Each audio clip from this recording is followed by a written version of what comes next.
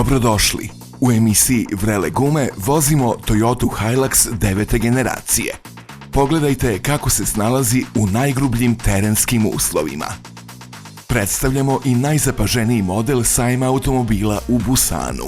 Tu je i reportaža o istorijskom kampingu Fusina nadomak Venecije. A iz 1975. stiže nam socijalistička retro limuzina Škoda 110 LS.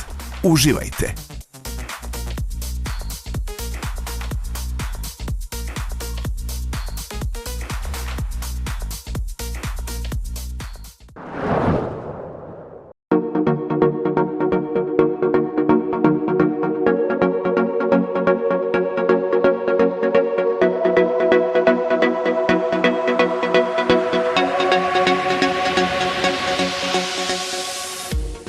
Toyota Hilux 9. generacije nastavlja istoriju započetu 1968. godine. Od tada do danas prodato je preko 27 miliona vozila pod ovim nazivom.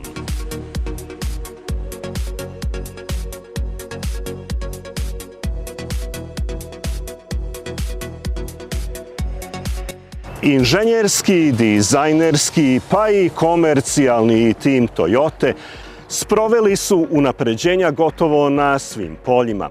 Jedno od najvidljivijih je double cab konfiguracija kao osnovna na svim modelima.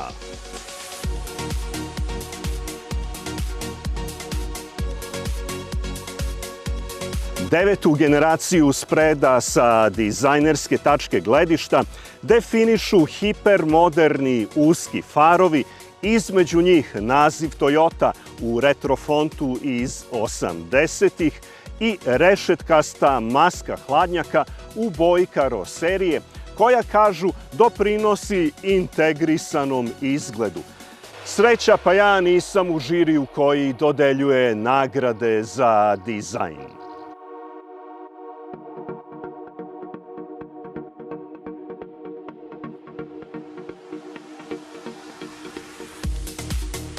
Japanski proizvođač kao nosioca prodaje vidi izdanje Hybrid 48V bazirano na 2,8 litarskom dizel motoru. Već sada dostupna je i električna verzija, a ponudu će uskoro zaokružiti i benzinski model na bazi 2,7 litarskog agregata. 2028. godine stiže industrijska revolucija u obliku Hiluxa sa vodoničnim gorivnim ćelijama. Blagi hibrid koji vozimo zasnovan je na 2,8 litarskom četvorocilindarskom motoru koji razvija 204 konjske snage u rasponu od 3000 do 3600 obrtaja u minuti, a masivan obrtni moment od 500 Nm dostupan je već pri 1600 obrtaja u minuti. Maksimalna brzina 176 km/h. Za elegantnije polaske iz mesta i linearnija ubrzanja podršku pruža elektromotor generator snage 8 kW. Litijum-ionska baterija spakovana je ispod zadnjeg sedišta. Enterijer Hiluxa, u koga su preneta mnoga tehnička, ali i dizajnerska rešenja Land Cruisera, pre svega definiše 12,3-inčni monitor multimedijalnog sistema i multi-terrain selektor, odgovoran za pravi odnos svih parametara vožnje u bilo kom scenariju na terenu.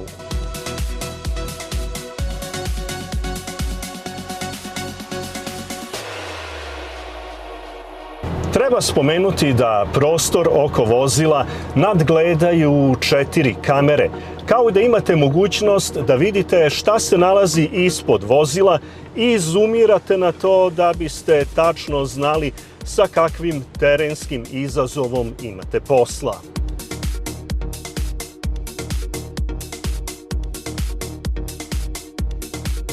Postoji jedan inženjerski zahvat na planu bezbednosti. Naime, šasija je nekako učinjena ravnijom nego ranije i to svakako doprinosi bezbednosti prilikom čeonih udara.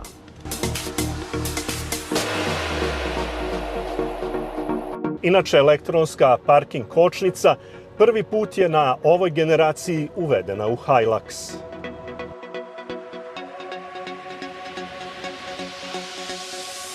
Inače, na terenu dolaze do izražaja one prave brojke. Klirens je 309 mm, a hod vešanja 500. Napadni ugao iznosi 29 stepeni, a izlazni 24. Takođe, Hilux savlađuje vodene prepreke dubine do 700 mm.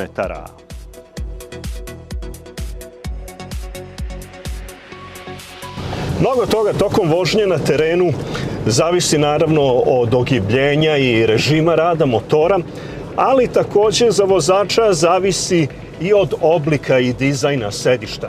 Koliko god da ima poskakivanja i bočnih udara, ja sam praktično prikovan za ova sedišta i mogu vam reći, tačno znam kuda idem i kuda ide vozilo, što je podjednako važno.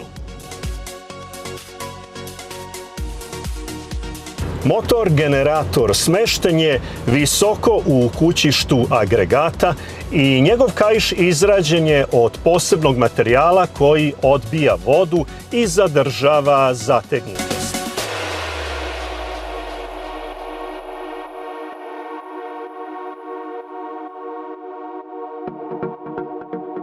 Inače, ako baš hoćete, Hilux možete i da parkirate u toj vodi dubine 700 mm punih 10 minuta pre nego što H2O počne da pronalazi puteve i pravi probleme.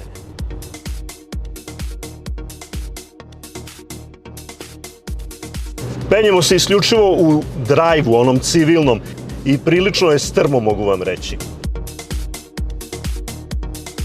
Keep following the arrows. You're gonna end up at the waiting zone over there. Okay. So it's super easy.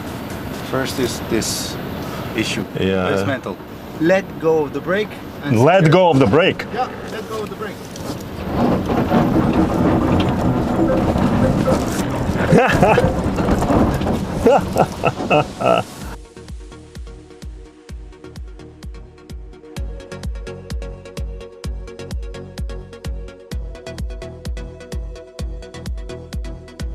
Verovatno ste videli, ovaj spust, izuzetno oštar spust, urađen je potpuno bez kočnice.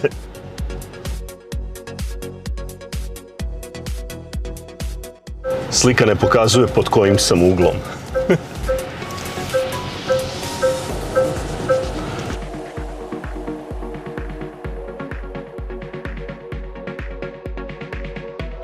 Sa radijusom okretanja od 6,3 metra, ovaj pick-up u gradskim uslovima, posebno na parkingu, praktično negira svoje dimenzije. Potrošnja u W LTP ciklusu kreće se od 9,7 do 10 litara na 100 kilometara.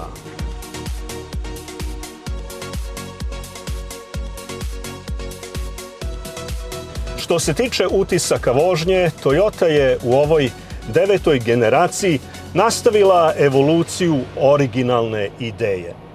Napraviti pick-up koji je, koliko god da je to moguće, uglađen za vožnju u urbanim uslovima, a opet podjednako sposoban, prohodan, beskompromisan i opet tu negde udoban na terenu.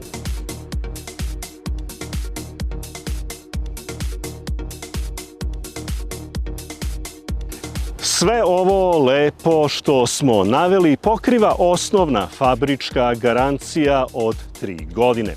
Inače, Hilux 9. generacije naravno stiže i na tržište Srbije i to uskoro.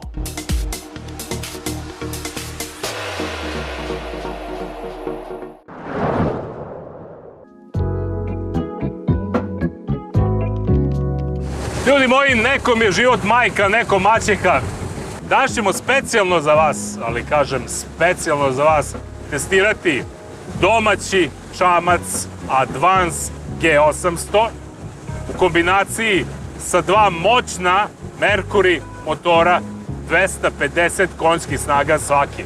Dakle, ovdje imamo 8,5 metara plastike i gume koja je teška sve ukupno negde oko 2 tone, a na krmi nam je smešteno tih čitavih 500 konjskih snaga. Hajde najpre da kažemo šta je njegova funkcija. Svakako u kategoriji dnevnih čamaca, namenjenih pre svega razodnodi i udobnom krstarenju, kako na reci, ali rekao bih još više na moru. Ovde se radi o takozvanim rib čamcima koji imaju plastično korito i gumene stranice. Stranice su debele negde oko pola metra jer su to gumeni baloni, a sve u svemu ispod nas se nalazi čvrsta plastika koja ima oštro V korito, dakle namenjena je ne samo ovako za udobno glisiranje, već i za ozbiljnu borbu sa talasima. Upravo ovih pola metra gumenog šlaufa, da ga nazovemo, omogućava da brod bude mnogo lakši nego što je bio da je u klasičnoj, stakloplastičnoj gradnji, ali samim tim i u eksploataciji otporniji na udare i sva ona žuljenja između dva broda u marini. Da ne kažemo da je na uzburkanom moru ovaj ovako gumeni deo još jedan element koji nam uliva sigurnost. Sad, ono što je bitno reći je i sledeće, da u ovom čamcu imamo između ostalog i skroman toaletni prostor, imamo kuhinski deo, imamo i frižider u koji može da stane dosta toga, pre svega za osveženje naravno, i sve ono što je potrebno za udoban boravak u čamcu. Onaj možda i zanimljiviji deo ovog čamca su svakako motori. Iza nas su, već sam rekao, Mercury motori, svaki od 250 konjskih snaga, zapremine 4600 kubnih santimetara. Šta je bitno za Mercury motore? Treba reći da su oni broj 1 na vodi, to je sigurno. Međutim, kako snage motora rastu, tako Mercury pravi sve veću razliku u odnosu na konkurenciju. Tu pre svega mislim na Yamahu, Suzuki i Hondu, koju kategoriju ovih velikih motora ne mogu nikako da budu konkurentni. Pre svega, zbog mirnog rada motora, ovaj V8 motor ima prirodno uravnotežen svoj rad, tako da su motori vrlo mirni, još imaju dodatnu stabilizaciju rada. Ali ono što me fascinira, to je da su neverovatno tihi. Ova dva motora, sam već rekao, sa 500 konjskih snaga, su mnogo tiši nego standardni četvorotakni, a da ne kažem dvotakni motori od recimo 40 i 50 konjskih snaga koji su se proizvodili pre 5 ili 10 godina. Koliko o tome, koliko je tehnologija napredovala, a samim tim napretkom tehnologije, osjećaš su utišani i smireni, smanjena i potrošnja. Trenutno, na ovako krstarećoj brzini od nekih 50 km na čas, trošimo ispod 30 litara benzina na sat vožnje, što znači da bi ovaj čamac, bez obzira na svoju dužinu, na svoju kategoriju, mogli svrstati u relativno ekonomična plovila, naravno u okviru svoje klase. Ono što svakako treba još napomenuti, da je G800 opremljen Mercury pametnim instrumentima koji prate sve moguće elemente rada ovog motora, od broja obrtaja preko visine, kako mi to kažemo nautičari, trima motora. A trim motora inače je vrlo bitan, evo pogledajte, upravo sada radim na njemu. Što imamo veću brzinu, malo ćemo sada da mu, evo, izvučemo korito prema napolje. Vidite, sada gazimo vodu samo sa ovim zadnjim delom i to je jedan od razloga zašto je potrošnja ovako uslovno rečeno ekonomična. Motori su opremljeni elektronskim komandama, dakle njima se upravlja putem žice, a ne putem sajli.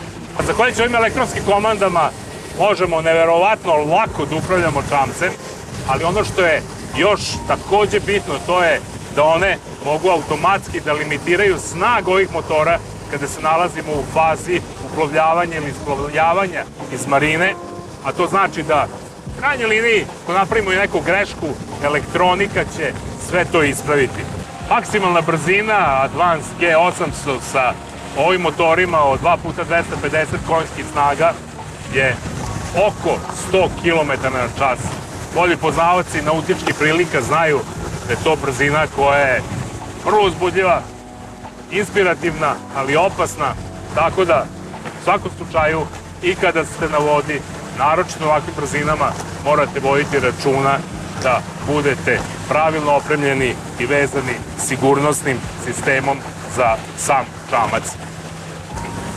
Na samom kraju, ono što će vas možda i najviše zanimati, Advance G800 u paketu sa 2 Mercury motora od 250 konjskih snaga košta negde oko 85.000 eura sa porezom. To je u odnosu na svetski poznate marke poput Zodiaka, Saxa, niže i za dobrih 50%. Razlike u kvalitetu postoje, ali ne tako velike. Tako da, možda i da zaključimo ovu našu današnju reportažu sa onim nekim sloganom: vozimo domaće i uživajmo u domaćem proizvodu.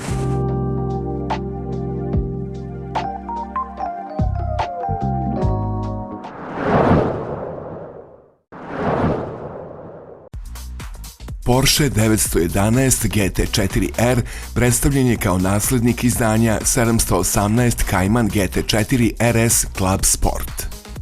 To ga čini prvim Porscheovim GT4 automobilom baziranim na 911-ici.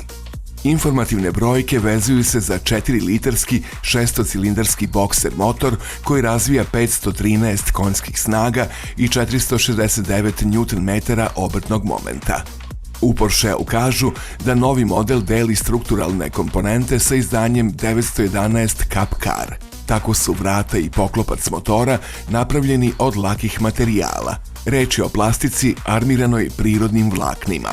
Na planu interijera pred vozačem je 10,3-inčni digitalni displej. Na njemu se mogu pratiti analize vožnje tokom trke bazirane na GPS sistemu.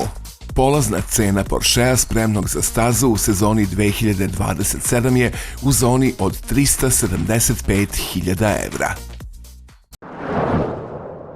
Kada krenete prema Veneciji, posljednje što očekujete jeste da će vas jedna od najlepših priča sa putovanja sačekati u kampu. Još manje očekujete da se do njega stiže kroz industrijsku zonu, pored rafinerije, cevi i skladišta. Sve deluje kao da ste krenuli na pogrešan put. A onda, iza kapije, potpuni preokret. Nestaju beton i industrija, a otvara se svet zelenila, hlada, cigle i tišine. Svet u kome svaki detalj deluje prirodno, kao da je oduvek bio baš tu.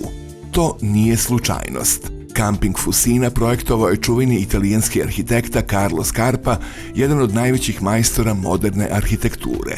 Njegova ideja bila je jednostavna. Čak i kamp može biti prostor u kome se boravi, uživa, ali u kome se uči i udiše dah besmrtne Venecije.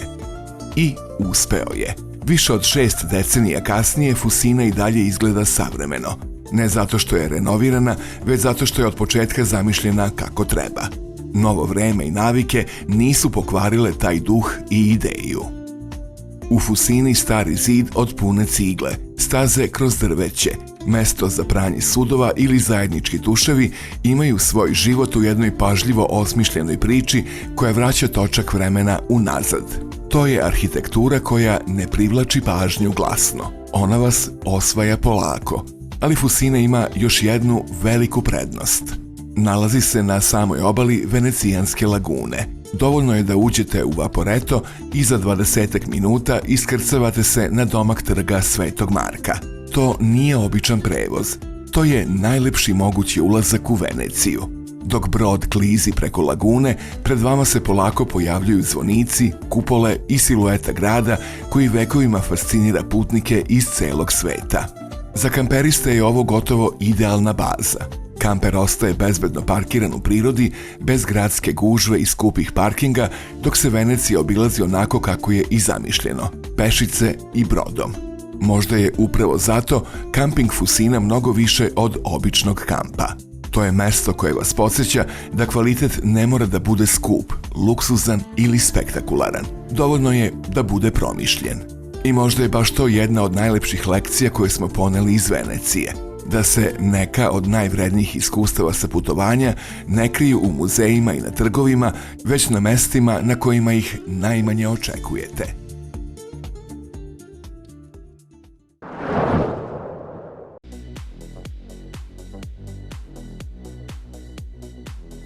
Salon automobila u Busanu u Južnoj Koreji spada u onu kategoriju. Najveći sajam automobila za koji nikada niste čuli. Kako god bilo, ovo je poligon gde južnokorejski brendovi signaliziraju ostatku sveta na čemu rade kada je reč o budućnosti automobila. Ovih dana pažnju domaće, ali i američke stručne javnosti privlači novi Hyundai Avante. Reč je o lokalnom nazivu za model koji na severnoameričkom kontinentu poznaju kao Elantra. U vreme kada caruje SUV forma, Elantra sa linijama sedana ili ponaški limuzina je nešto što se itekako primećuje. Ishitreni i samozvani analitičari u modelu agresivnih linija vide pretnju za Toyota Corollu. Ispod haube nema mnogo iznenađenja. Tu je već poznati dvolitarski benzinac koji razvija 147 konjskih snaga, ali i hibrid na bazi 1,6 litarskog benzinca sa ukupno 155 konja. O N verziji za sada nema informacija.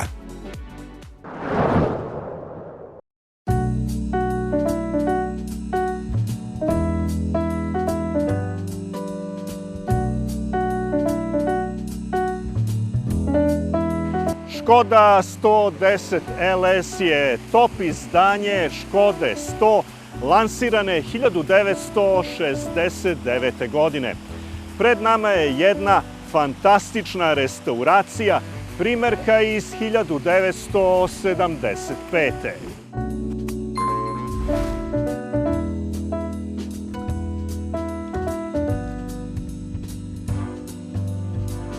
Miloše, da krenemo od motorizacije Škode 100 i 110. U Škodu 100 ugrađivao se motor od 988 kubika koji je imao oko 48 konjskih snaga. Sledeći model je bio model 110 od 1107 kubika i 52 konjske snage. Mi se trenutno vozimo u Škodi 110 LS koja je imala 1107 kubika i 62 konjske snage. To je identičan motor kao što je se nalazio u modelu kupe verzije 110R. Kaži mi, koje su specifičnosti ovog motora u odnosu na onaj slabiji? Specifični su po tome što je ovo imao dodatni hladnjak za ulje koji je bio predviđen da se dodatno hladi motor na otvorenom putu, dvogli karburator, posebnu sportsku, da kažem, izduvnu granu, tako i usisnu granu.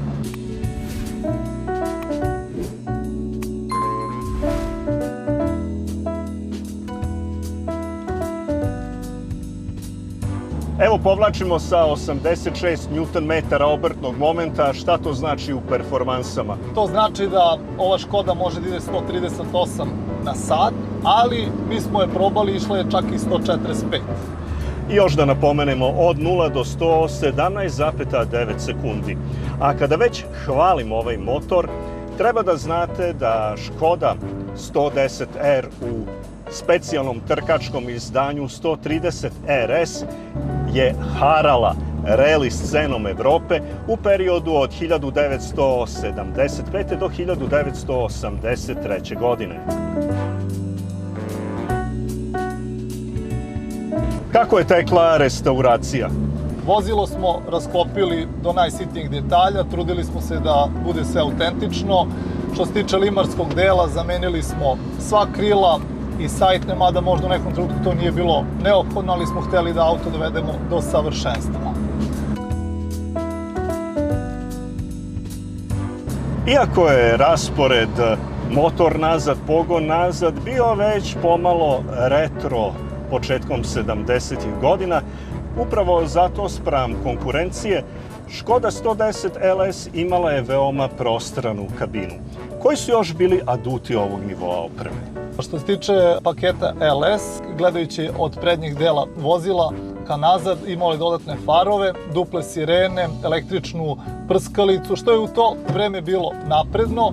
Imala je ovaj drveni ukrasni panel, instrument tabli, specifična sedišta po tome što su mogla da se obaraju, jer svojevremeno na tim dugim putovanjima ljudi su stali pored puta i odmarali na tako rasklopljenim sedištima. To je pružala, da kažemo, Škoda. Drugim rečima, ono što Škoda danas zove simply clever ili jako pametno, bilo je prisutno i pre više od 50 godina.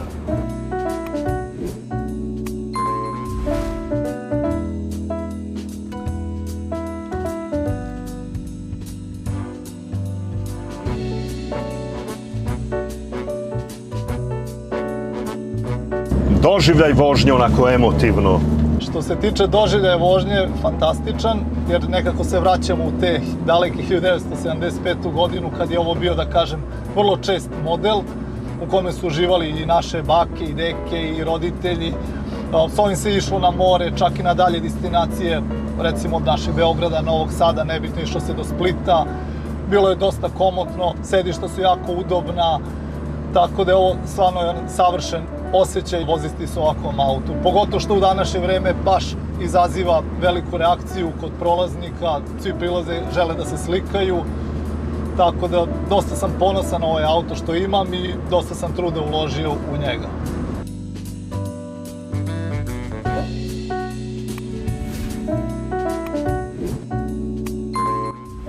Škoda 100-110 je prvi automobil iz Mlade Boleslave koji je proizveden u preko 1.000.000 primeraka. Ali ne i Škode 110 LS koja se proizvela samo u 40.000 primeraka.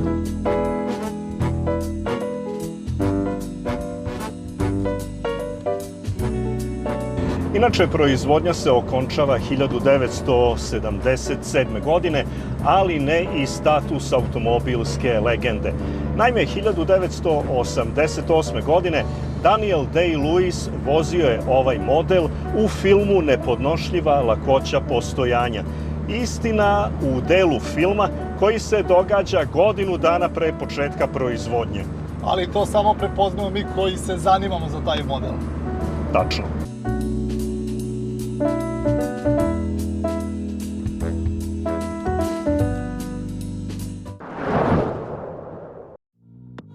Toliko za ovaj put.